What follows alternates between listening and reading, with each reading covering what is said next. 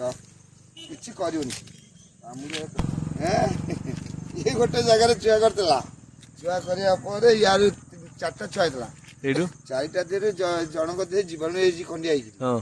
ଆଉ ଜୀବାଣୁ ହେଇଯିବା ଭିତରେ ବର୍ତ୍ତମାନ ଏଇ ଛୁଆଟାକୁ ମୋ ପୁଅ ଦେଖିକି ଆଣିକି ଆଜିକି 5-6 ଦିନରେ ରଖିଲେ ଏବେ ଗୋଟିଏ ଛୁଆ କିନ୍ତୁ ଅଛି ଗୋଟିଏ ଛୁଆ ଅଛି କି ସେ କୋଉ ରଖିଛି ସେଟା କହିପାରିବିନି କିନ୍ତୁ ବର୍ତ୍ତମାନ ଏ ଛୁଆ ଟିକେ ଆଣିବା ଭିତରେ ବର୍ତ୍ତମାନ ଦେହରେ 20ଟା ଖଣ୍ଡେ ଅମୁଲ ଖାଇଲେ ଆଉ 3-4 ଦିନ ଭିତରେ ଆଉ ରଖିଛୁ ଆମେ ଇଏ ଯେତେବେଳେ ହାବୁଡେ ପଇଲା ଇଏ ଥିଲା ଆମ ପାଖରେ ଇଏ ଆମକୁ ଭୁଲିନି ଛୁଆଟା ଆସି ଆଡେ କରିଦେଇଛି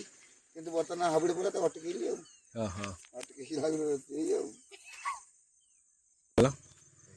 ଯେମିତି କରିଦେବୁ ଛୁଆଟା କିନ୍ତୁ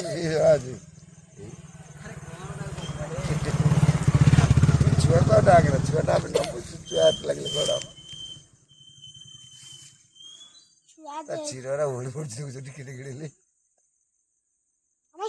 କ୍ଷୀର ଖାଉନି ଇଏ ବୁଲୁଛି ତାର ଯୁଆଡେ ଯାଇ ସିଆଡେ ବୁଲୁଛି ଇଏ ମା କ୍ଷୀର ଖାଇଥିଲେ କିନ୍ତୁ ପୁରା ବଢି ଯାଆନ୍ତାଣି ନୁହଁ ନା ଆସିବା 5 ଦିନ ହେଲା ନେଇଛି ମାତ୍ର ତମେ ନେଇ ଯାଇଥିଲ ଛୁଆଟା ଭଲ ହେଇଛି ବୋଲି ନେଇଗଲୁ କିନ୍ତୁ ସେ କ୍ଷୀର ଟିକେ ପାଉନି ଆମେ ଅମୁଲ ଦେଇକି ରଖୁଛୁ ଅମୁଲ 4-5ଟା ଗଲେଣି ମୁଁ କହିଲି 4-5ଟା 20ଟା ଖଣ୍ଡେ ଗଲେଣି 4-5 ଦିନରେ ଏବେ ଘରକୁ ନେଇଯିବ ତାକୁ ୟାକୁ ଦେଖିଲି କ୍ଷୀର ଦେଇଦେଲେ ତାକୁ ନେଇ ପଳେଇବ ଉପରେ କଣ ଇଏ ଯଦି ଯିବ ସେଠି ରହିବ ଆଉ ଆକୁ ନେଲେ ଏବେ ସେ ଛୁଆକୁ ନେଲେ ତା ମା ପଛେ ପଛେ ଯିବନି କହିପାରିବିନି ଦେଖି ନେଇକି ଗଲ ବବୁଲ ଇଏ ଧଇଲୁ ନା